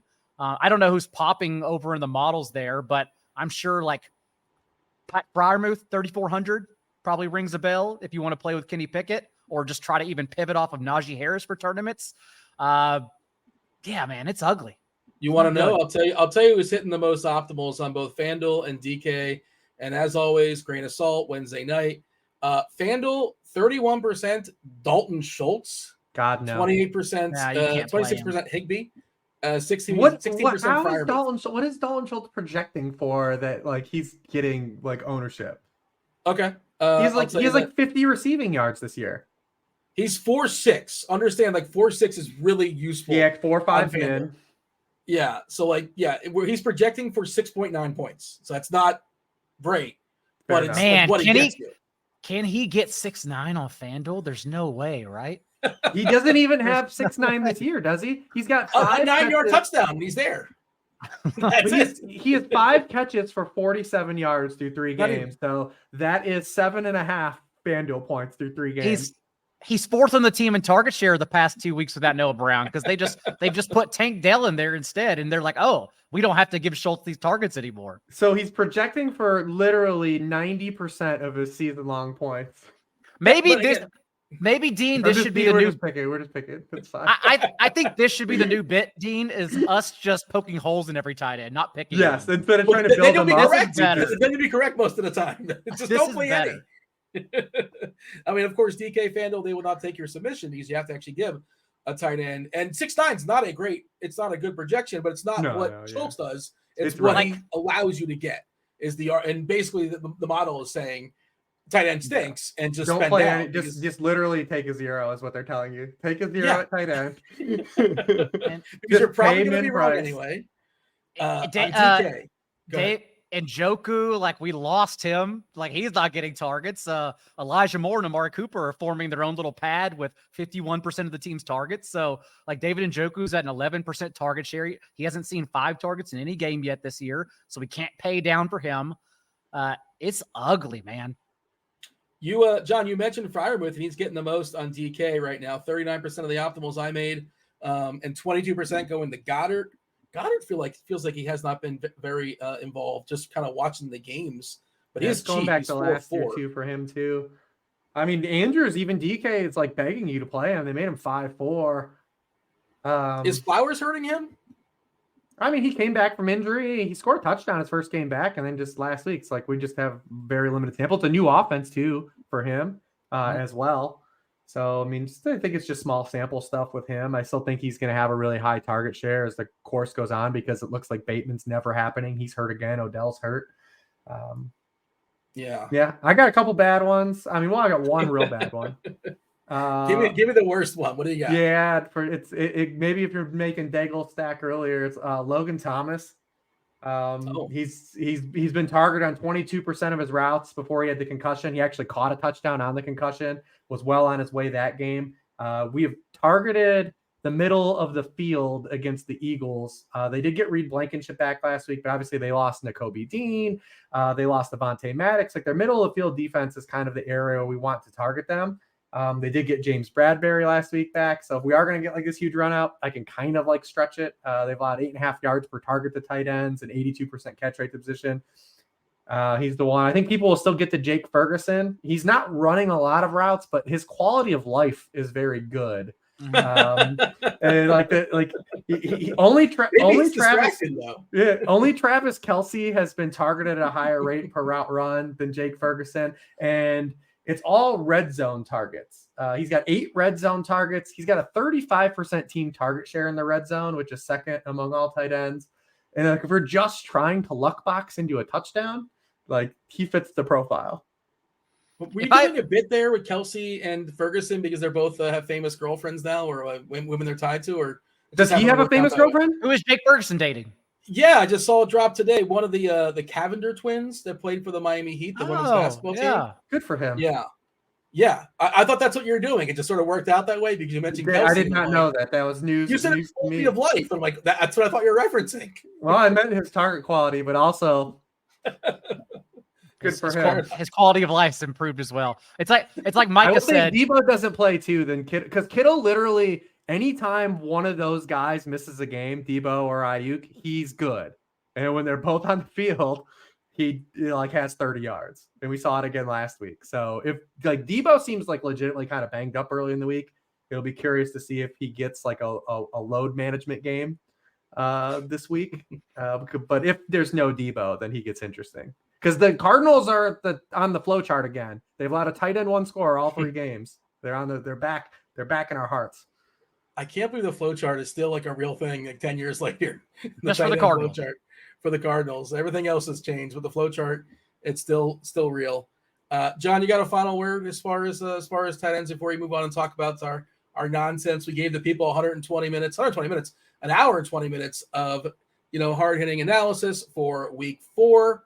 We're going to talk a little bit of movies before we step aside and get out of here. We certainly encourage you guys to stay with us. But, if you want to leave, by all means, understood. But, go ahead. 120 minutes of 2 games we're confident in and 3 games whose quarterbacks we may be scared of. Yes. Oh, Broncos, baby. I cannot wait for this game. I may, in Russ lineups, I may play Troutman. He's just right down there. What? He's running the routes. He's not getting the targets. I may play Troutman because it's so bad. Don't even care anymore. Just fill the tight end spot. By the way, Troutman's 4-3 on FanDuel. Just do Julian Hill. He's got to be 2,500 on DraftKings, right? Julian is 2,500. Troutman's 2,800. If you're playing FanDuel, Troutman is 4-3. We talked about how useful those. I may play Troutman. My God! He's out there now. Yes, he's turned his 3 targets on 78% of routes the last 2 weeks into 0 catches and 0 yards. That's never good. But he's cheap and he's out there with Russ against the Bears. I may play him. All right, let's bring in producer Steve. Producer Steve won our 100-man, and again, if you want to participate this week going forward, do check out the pinned comment on YouTube. Also, if for some reason you didn't hear it before and you're hearing it now, and that will be weird because you probably heard the entire podcast. But why would you hear just this? But if you somehow missed it earlier, Cookie Monster Rules. Cookie Monster Rules. You won the initial contest last week. Make a comment there on YouTube or find me on Twitter at DFS_Almanac. We want to get you that month free of RG Premium. Producer Steve coming in. You had recommended that we watched Space Jam. We all watched Space Jam for the very first time. It wasn't your first time, though, right, Steve? No, not my first time. I really picked it because I knew it was a movie you hadn't seen yet, and you've seen everything. Yeah, it was a hole in my game. For whatever reason, I never really saw it, and I felt like I was too old to see it for the first time. But yeah, I'm glad I saw it. I'm glad you recommended it. I'm glad you checked that box for me. We were talking about it a little bit pre-show as well. I know Rich had some deep thoughts as far as Space Jam as well, but Rich, this wasn't your first time, right? You saw Space Jam many years ago? No, I mean, this movie came out when I was 14. Like this was like the strike zone. And you know, I want to talk about the stuff around this movie at that time, first of all, because obviously the soundtrack was huge, but this brought back, like, remember the Looney Tunes were on like all the gear, like at that, like in that, like the mid 90s, like the team shirts. Remember, like the big baggy shirts where it like had them, you get like whatever team it was. They just swap in the logos on them, and you have the front and the back shirts, like. Because the Looney Tunes, when I was a kid, they were on, and obviously we watched the reruns, but they disappeared for like a 10-year gap. And they were just like, you know what we're going to do? We're going to bring Michael Jordan's comeback, and we're going to tie that back with the Looney Tunes. So we're going to put this together. And because this movie made so much off merchandising, I think it literally made over $1 billion on merchandising. It's like one of the few movies. So it was just like that phenomenon between the soundtrack and the merchandise, even before we get to the movie, it had such a big culture impact that I'm sure did not touch you, Dean, at the time. No, I mean, yeah, watching it now, like, and you see, like, they mentioned Nike and they mentioned Gatorade, and you know, everything is sort of tied in, obviously. I had a couple questions. I'm going to reserve them. I want to see what John has to say first as far as his take for Space Jam. I have a couple questions regarding casting. I'm confused. But John, what do you got as far as Space Jam? I looked it up afterwards, and I didn't realize it grossed because I was so curious about how it did in theaters. Because I could see it going either direction, since I don't recall it coming out like Rich did, and it grossed over 250 million worldwide in theaters. Like, that's incredible. In the 90s, the mid 90s. So like, it's incredible. To me, Dean, again, this goes back to you. Like, your opinion is most important because you haven't seen it. But I do remember every road trip, because my parents are, and this is why it trickles down to me as a nomad too. My parents were big road trip people. We even drove from Dallas, Texas one summer to Niagara Falls, down to Disney World, and back over. Like, we were those kind of family during the summer. Oh, nice. And I remember there was a summer where, dude, I'm not kidding, for 14 hours in a car, probably 13 hours, I listened to the Space Jam soundtrack. It was the coolest thing I'd ever heard. Like, that was my introduction to hip hop, was the Space Jam soundtrack. It was the coolest thing I'd ever heard as a child, just everywhere in my CD player. So that was Kelly. I Believe I Can Fly is the first thing I can think of. Well, what else? Yeah. What else was on there? What else is on the soundtrack? I have not, like, that I can, you know, call up in my head for some reason. But what was your go-to? Even the credit title, the Welcome to the Space Jam, like that theme song. Yeah. It opens the album, and that's like it's like, holy shit, like, this is what we have going for us. Like, let's get this thing going now. It's amazing. So first, one of my questions was, this came out in 1996. How is Shaq not involved? How did nobody call Shaq? Shaq is like a human. Call Sean Bradley. Right? Yeah. Well, I have so many issues. And it wasn't even Sean Bradley at first. It was George Mirasan was cast. What? And, like, George Mirasan was supposed to be Sean Bradley, and he had to go home to I forget what country George Mirasan. Romanian. He was Romanian. He had to go back to Romania for something. Like, something happened. Like, something was happening in that country that he had to go back for, and he could not do the filming. So they basically needed a 7'6", 7'7" guy. Essentially, and Manute Bol wasn't available, and then, all right, I guess we'll call Sean Bradley. Yeah, but I was thinking, like, how is Shaq not involved in this? And, like, he made Blue Chips in 1994. And then I was thinking, no way. He made Kazam in 1996. Did Shaq possibly say no to Space Jam to make Kazam? Like, is that something that might have happened? I don't know. That's the only thing he said no to in his life, if so. Otherwise, he cashes that paycheck. Yeah, the General. Like, stop endorsing the General. They're robbing people. Shaq had such a unique. People forget, like, acting Shaq when he was, like, actually, like, the lead and stuff, and then he rapper Shaq. There, like, he's worn many hats. I remember one time I saw a video floating around on Twitter of him being in a Japanese game show where he was driving a go-kart around. And I was This like, sounds familiar. this is awesome, but it's also not shocking at all because it's Shaq. So I met Shaq, and he literally was so big that I actually felt sorry for him. Like, he was so much bigger in person than you even think. 'Cause you know he's huge. But I actually, like, when he was so big that I actually thought, like, this dude's life it's like just not normal. Like, like, he can't do anything normal when you're that big. He seems to embrace it, though. He does an incredible job with it. He's massive, though. Now he's DJ Diesel. Yeah, he's DJ Diesel. He's living a great life. His quality of life also strong. Yes. You mentioned Sean Bradley, and I was thinking, like, what is the window of, like, let's call Sean Bradley? Because this guy, I know he stuck around the NBA for like 12 years or so, but there was a window of like, oh, this guy is super, super interesting. And then like, oh, wait, this guy is terrible at basketball. And that was like, I don't know, like 3 or 4 months. And it was somewhere in those 3 or 4 months, they say, oh, let's call Sean Bradley. Like you said, I guess George Murison was, when Murison's ahead of you in the pecking order, by the way, that's not a good sign because Murison, wasn't a spectacular basketball player. Also, the makeup of the Monstars, this bothered me. Okay, they got a point guard in Muggsy Bogues. I get it, right? You got a center in Sean Bradley. 2 centers, Patrick Ewing. You got 2 more bigs, Barkley and Larry Johnson. There's no wings. There's no 2s. There's no 3s. You want to know why the Monstars lost? And there's no wings. There's no 3-point shooting. It's the construction of the team. I don't know who constructed this team. They did a poor job, is all I'm saying. Ewing was more of a 4. Like, he was a floatable 4-5. Ewing was a 5. Oakley was the 4. He was kind of a power forward, though. He could sub in it like that. So yeah. What are your opinions though of the movie beyond the structure of their lineup? I just want to complain about that. I thought it was fine. Like I thought it was perfectly fine. If I was 10 years old and I was watching it the first time, I would have loved it. I'm not going to sit here and hate on it. It's perfect. There was a fun little Pulp Fiction, like a 5-second Pulp Fiction montage or homage with Yosemite Sam, which I appreciated. The little John Travolta, Sam Jackson. They had the music playing as well. I'm not sure if that made the soundtrack. You would confirm that, John. But it was a nice little moment during the game. Bill Murray. I got Bill Murray. I got Danny DeVito, which I appreciated. Little Wayne Knight. So a lot of Wayne Knight. Wayne Knight was popping. I think Wayne Knight was third on the call sheet, the billing on that movie. He was popping at the time. That was right off, Jurassic Park, and he was on 2 sitcoms at that time. Wayne Knight was living his best life.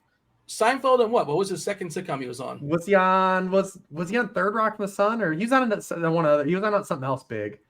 I don't know. Yeah, I'm not sure. I'm sure he had like a spinoff after Seinfeld or whatever. It just didn't work like all the other spinoffs. But yeah, he was living his best life. He got eaten on Jurassic. Which, by the way, side note, I watched Jurassic Park for the first time about a year ago or so too. Yeah, that's absolutely ludicrous. Yeah. I think it holds up. I still think this movie is a lot of fun.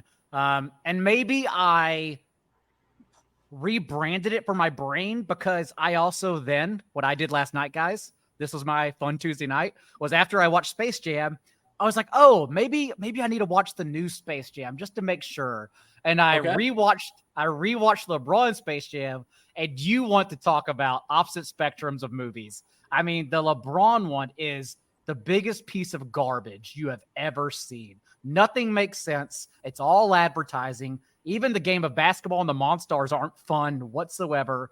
But I think the Monstars and like the Michael Jordan Space Jam is a lot of fun. Can I just say, like, nostalgia is undefeated. And like in an alternate universe, what if you watch the LeBron one first and watch the Jordan one second? I'm not here to defend it. I've not seen the LeBron one. It's probably not great. I don't know. Even the chat's agreeing, saying yes, the new Space Jam is just brutal. It is. But it's because of nostalgia. You're subconsciously like you can't like it as much. Like, well, how many sequels, how many remakes do you like more than the original? Did you watch the remake, The White Man Can't Jump? If you did, I bet you didn't like it. No, I can't. So I'm not as much as the original. I mean, this movie doesn't hold up for me as well as it did. Obviously, a lot of the stuff that came out in the 90s doesn't. Well, it's also like this movie is shot by a person that didn't make movies. It's literally a guy who made all Michael Jordan's commercials. Hell yeah. And that's why it looks the way it does, especially early on, like the first half. And then you think about too, like Michael Jordan is like legitimately good in like the first like half hour of this movie, but then when he has to do like acting with just like, I don't even know how they did it, like how they filmed everything with the with the cartoons, because it was the mid 90s and not now. It's like Roger Rabbit. but it definitely like his acting gets significantly worse as it goes on. It's not really his fault. I mean, Jordan was so big, but the movie is literally about nothing. Like there's nothing about there's no message for this movie at all. It's literally like we're trying to bring the Looney Tunes back, and Michael Jordan's coming back. Let's like just market this to make a bunch of money. Who was the best? Also, the Lola Bunny stuff is not good. It's very 90s. All of her stuff. It's yes, they very 90s. Very 90s. They did clean her up in the new one. They made it more appropriate. So, who was the best actor athlete? I would say Muggsy. Muggsy made me laugh. I enjoyed. Bird. Larry Bird's by far the best dude in this movie. That's a non-actor. I thought Barkley was fine. I thought Barkley was good. Yeah, it was cool seeing those old scenes too. Like, and I love them like acting when they got zapped with the old switcheroo of the superpowers. Yeah, I enjoyed that part. Like Ewing at the free throw line was pretty fun. But Ewing had some good bits. Yes. I'm glad I watched it. So I'm glad Steve recommended it. Let's go ahead and knock out this week's recommendation. I've not run anything by you guys this week, which I probably should have. I had a few that I was thinking about, but this one's no longer streaming anywhere, so I'm going to throw that out. I can always go back to The Drop, which I almost gave you guys last week, The Drop starring Tom Hardy and James Gandolfini. I know John Daigle is a big fan of crime. It is a crime movie, but this is what I'm leaning. I'm leaning, you guys probably never seen this before. Has anybody seen American Animals by chance? It's a movie that plays on Amazon Prime. It might be an Amazon Prime original. It's based on a true story. It's a heist movie. Who doesn't love a heist movie? What are they trying to steal? A book. That sounds like a lot of fun, right? I'm telling you, it's awesome. Have you seen it before, John? I see you nodding your head. No, but heist and crime, I love. It is based on a true story, and I don't want to give anything away as far as how it's told, but it's really, really clever how it's based upon a true story and just how it's told. And I'm telling you, it doesn't sound like a lot of fun. Like they're essentially stealing a book out of a school library. I think it was in Kentucky, if I'm not mistaken. It's highly ranked on the old Rotten Tomatoes. Rich, have you seen American Animals on Amazon Prime? I've not. It seems like that's how we're going because you built up a sales pitch for it. Well, that's the pitch. I mean, I had a couple more. I know John was a big fan of a former Paul Giamatti movie, Sideways. I wonder if you've seen American Splendor, because that Harvey Picar role was spectacular. I enjoy me some Paul Giamatti, but I'm not sure. Have you seen that before, John? Have you seen American Splendor by chance? I haven't, but honestly, I get excited whenever I'm in last place and you win because your movies hit all the right notes for me. I enjoy going down, like me and books and music. It's hard. I have to actually put in work to find new things. I wish I had a Dean app. It's like, what movie does Dean recommend for me? Because I always end up enjoying it. I don't want to be too niche, but yeah, I want to have it like a broad appeal. And I think American Animals, while it doesn't sound like a fun movie, I promise you, it's a fun movie. It's a suspenseful movie. It's a heist movie, and I think you guys will enjoy it. I was going to go with The Outfit. Has anybody seen The Outfit? It was playing on Amazon Prime, but it's no longer available. But it just came out last year, and it's a mystery thriller and British, but like it's excellent. It was one of my favorite movies the last couple of years, and if it comes back around where it's available somewhere, I'll probably recycle that one. But I guess it's American Animals. That's what we're going with. Yep. American Animals on Amazon Prime. I assume most people have that. Watch along with us. Let us know what you think of it in the comment section going forward. Let us know what movie we should recommend next in the comment section too, because I'm always willing to take recommendations. With that said, that is week 4. Week 4 is in the books. Rich, tell the people. I mean, by now, obviously they know, but if they don't, there's one person that doesn't. Where can they find your stuff? Yeah, sharpfootballanalysis.com. This week, as you people listen to this probably on Thursday, however many points are scored in the Thursday night game, we do this promo every year, will be the percentage off everything at the site. So if there's 100 points scored tomorrow, you use points 100, and that's literally you get everything for free. But I don't think we'll get 100 points. But obviously, the first year we did it, there were like 54 points or something scored, and it was a good time. Sharp, I'm sure, loved it. He was, yeah, and it was. You know what it was? It was the first year he opened the site, and it was Jets, Broncos, Trevor Siemian was starting. And if you remember this game, Sam Darnold had like a 60-yard touchdown run. It was like the most insane like run. Like it's like Sam Darnold had this play. And like this game just popped. It got real weird. Melvin Gordon had like a long touchdown run. There was like a bunch of stuff going on. And yeah, he was like excited for how like the first half went. And like, he wanted the promo to be something. You don't want to just be like a 10-3 game and do nothing. Sure. But then it started to like rack up points. And he was like, oh, like they might want to stop scoring. You want about like 40 points. That's like the optimal number, right? John, tell the people where they can find you. NotJDaigle on Twitter. And then, of course, if you're in the redraft streets, you can still use the promo code Daigle for 25% off. It's not too late because it's a long season. We're just in week 4. My waiver column's up. I just got some notifications. I'm getting text because people found out in the high stakes leagues that I was going 35 to 40% on Josh Palmer.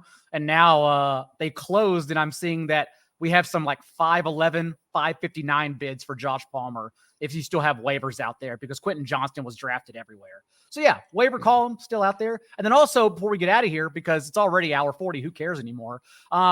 Something else I saw this week, if someone's going to theaters, a friend invited me to go to my first Bali movie, and it's called Jawan. Dean, are you aware of Jawan? No, I'm not aware of Jawan. It is, so a Bali movie, it is obviously involves dancing and music to go along with action. It's 3 hours long. There's intermission to go along with this dancing and confetti and everything. And it genuinely, if you ask me to describe it, because the actor, I can't remember the actor's name, but as my friend told me, quote, Indian Arnold Schwarzenegger, it starts out with a heist, but then there's also a marriage, a car fighting scene in there. There's costumes. It was the wildest thing I have ever watched in my lifetime. So if any of that interests you, to sit down for Bali John Wick meets Fast and the Furious, it's called Jawan. It's in theaters now. Yeah. Have you watched RRR? That's no, what I haven't. Of the whole Is it time same he was actor? talking about it. That's a good question. No. That's also 3 hours, and I'm told it's like nonstop action. And I've it's amazing. It's in my queue. Okay, well that's what that? That's what Jawan was. It was incredible. Yeah, it's amazing. Okay, I'm gonna watch that then. Yeah, it's like 3 hours, just so you know. RR is also like 3 hours, I believe. So carve out some time for American Animals, for RRR. Do appreciate y'all sticking with us. This is Rich Hribar. It's John Daigle, producer Steve, RotoGrinders. I was Dean. Join the Listener League. It's going to be at the pinned comment over there on the YouTube. Crush week 4. Thanks for listening. Hit the like button. We're out of here. Holler!